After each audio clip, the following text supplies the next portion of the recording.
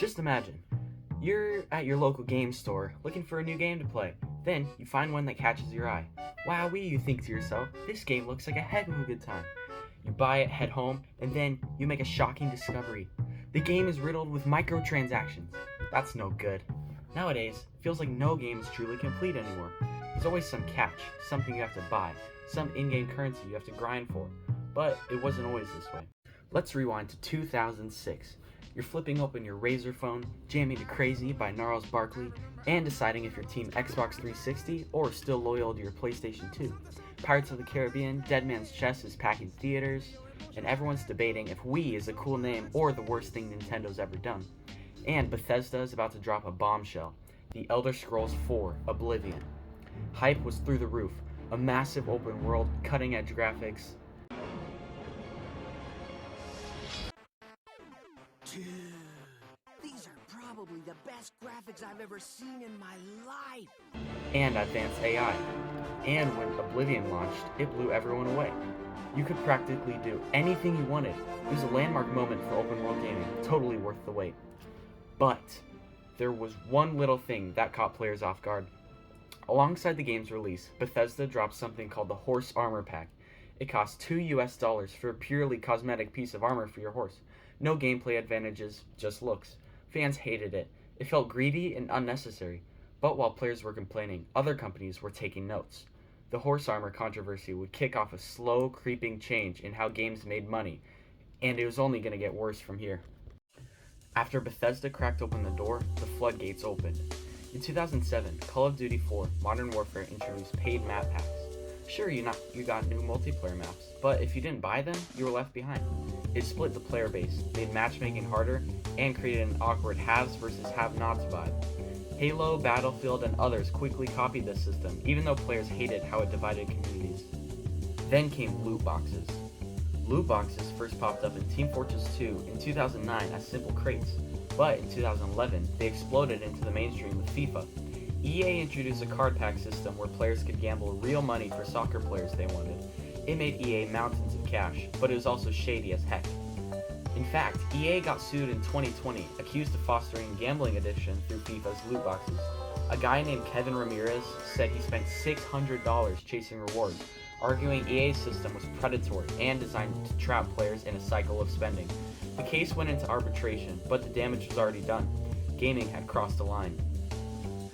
Meanwhile, another front was brewing. Yo mama's so stupid, she bought tickets to Xbox Live!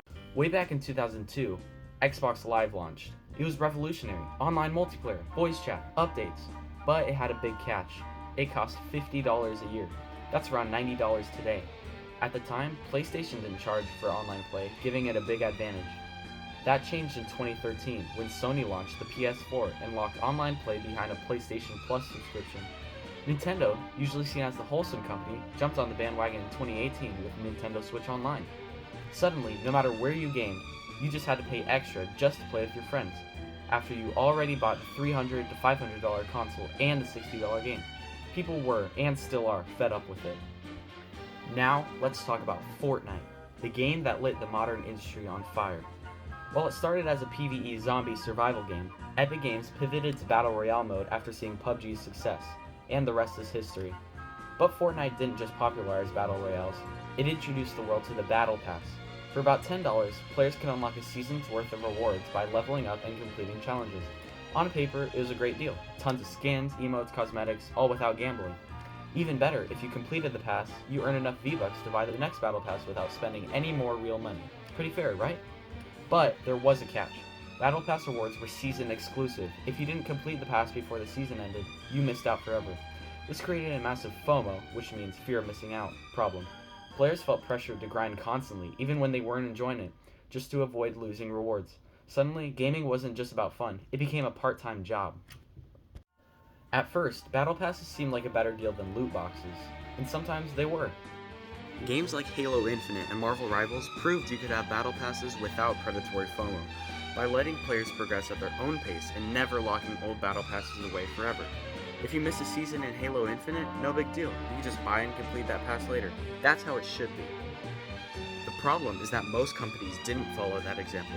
They used battle passes to create urgency and squeeze players into playing and spending faster.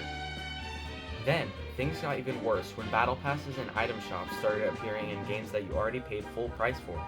It wasn't just free-to-play games anymore.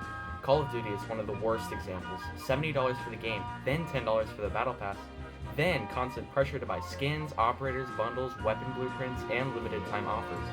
Plus, they layer it with skill-based matchmaking that some players believe is designed to mess with your emotions, alternating wins and losses to push you toward buying stuff when you're frustrated. And while all of that was happening, a new ugly problem emerged. Buying doesn't even mean owning anymore.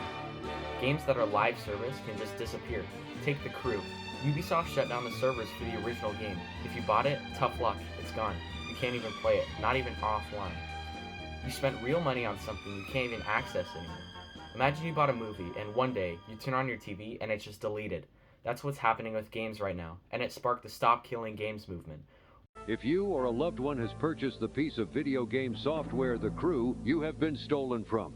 The software company Ubisoft has remotely destroyed all copies of the game, no matter when or where you purchased it. Ubisoft is ignoring consumers who try to request fixing the software or getting their money back. There is only one way to prevent this scale of mass fraud.